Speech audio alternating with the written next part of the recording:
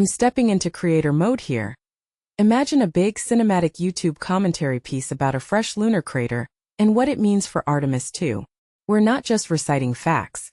We're unpacking implications, patterns, and the human angle behind this space news moment. Let me take you through a narrative that feels like watching a thoughtful host think out loud, with bold opinions and clear reasoning. The hook. What if a routine scan reveals the moon's newest scar? A crater the size of 2 football pitches, and NASA's Artemis 2 mission is right there in the same news cycle? That juxtaposition isn't accidental. It's proof that exploration isn't a clean cinematic montage. It's messy, risky, and incredibly telling about where we are as a spacefaring species today. Personally, I think this crater is less about the bang and more about the signal it sends. Our engineering is advancing, yes, but the lunar frontier remains a dynamic, evolving danger zone that tests everything we build and plan. Context, but with attitude. NASA's Artemis 2 aims to loop 4 astronauts around the moon on a 10-day flight. No landing yet, but the mission is shaping up to be a crucible for systems, procedures, and human factors. What makes this moment fascinating is the overlap. A fresh lunar scar, a crewed mission gearing up, and a growing realization that the moon isn't just a static backlit for humanity's next big theater. It's an active environment with real debris dynamics. In my opinion, this reminds us that space exploration is as much about risk management as it is about curiosity. The moon isn't a museum. It's a proving ground. Idea 1. The crater itself as a data point about impact physics and lunar history. The new scar, stretching about 225 meters, was identified on the Highlands Mare boundary, a transition between old cratered terrain and plains formed by ancient lava.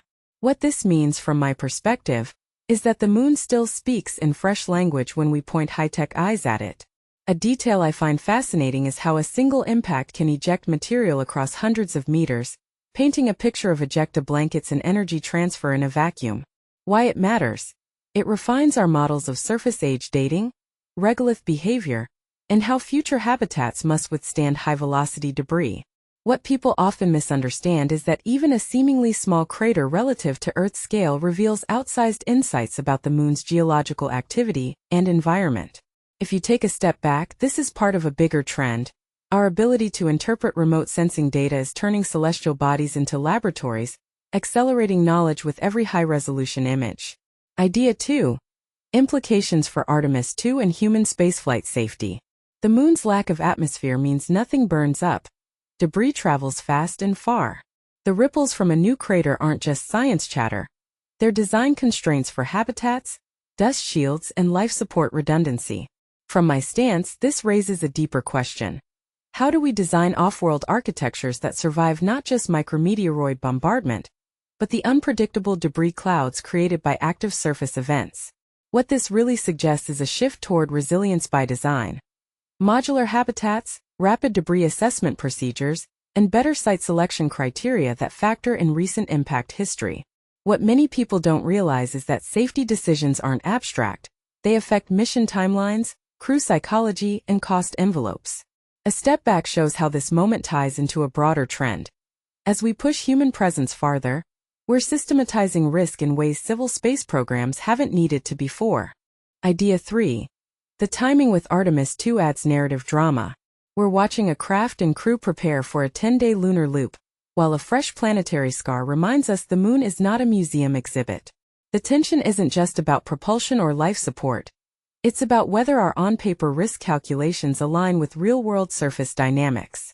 What makes this really interesting is that the crater introduces a tangible variable into mission risk assessments.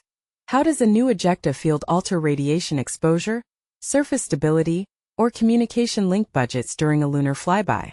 In my opinion, it's a cue for mission planners to incorporate adaptive contingencies, real-time debris maps, dynamic landing site analysis, even for a future landing, and contingency timelines that can flex with surface changes. This connects to a bigger pattern. Exploration requires ongoing loopback between discoveries on the ground or ground view and the architecture we build to support humans there. Deeper insight. The broader implications for space exploration strategy.